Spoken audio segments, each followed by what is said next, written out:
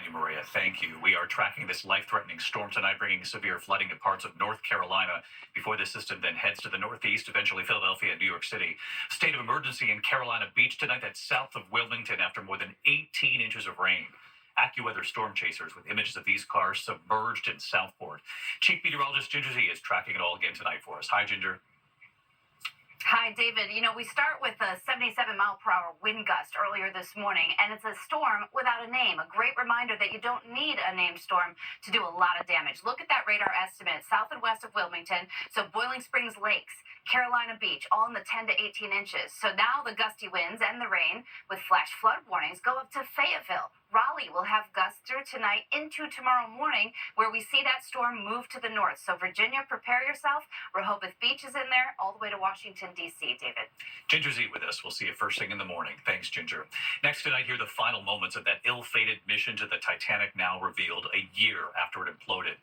For the first time, a haunting image of the Titan submersible on the ocean floor, the tail cone buried in the sand. They're about 300 yards from the Titanic. Authorities revealing the crew texted all good here, then a half hour later texting that they had dropped 2 weights so they could try to float to the top. That was the last contact they had. We do have one note on the economy tonight, the Dow reaching another record high on the eve of a consequential Federal Reserve meeting, closing at 41,622. On Wednesday, the Fed could cut interest rates for the first time in 4 years, which could, of course, mean lower rates on car loans, mortgages, and credit card rates as well. When we come back tonight in New York City, 2 former fire chiefs under arrest tonight, what they're accused of doing. Also, will TikTok go away in January? And Diane Sawyer is here tonight with the family of Christopher Reeve, the deeply moving interview in just a moment here. The legal battle over TikTok is now playing out in federal appeals court in Washington, D.C. Lawyers for the popular app fighting a new law requiring TikTok's Chinese parent company sell to an American company or face a ban in January.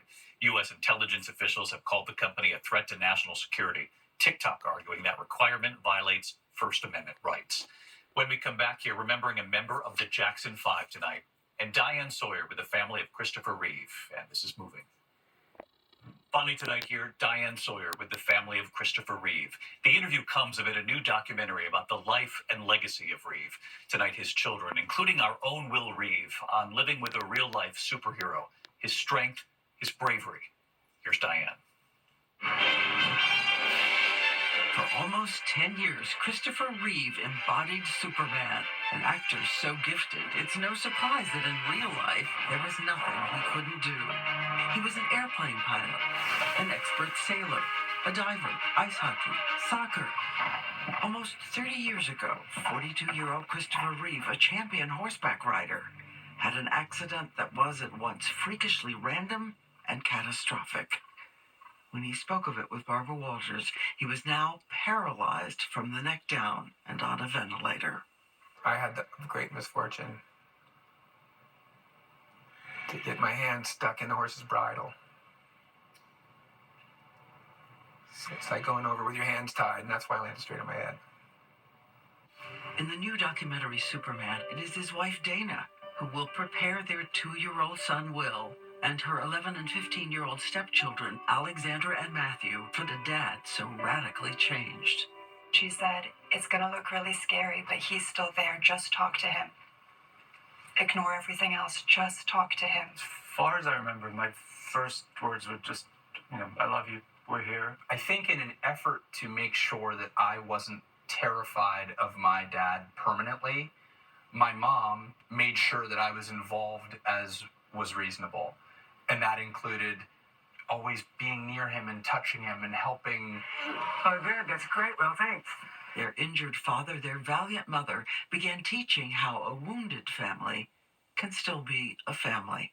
I hear you all saying, don't let anyone tell you what family is. Absolutely. No matter how scraggly the branches on the family tree might be, as long as it's rooted in love, it doesn't matter what your family looks like, as long as it's yours. Out of village gone to ruin by a girl called Abigail. She was always singing, and I, being 10, 11 years old, like, Mom, stop, it's so annoying, I'm trying to watch the show, or like, why are we singing? Hindsight is 20/20, but I wish that I had asked her to sing more, because when I think about her, that's where I go.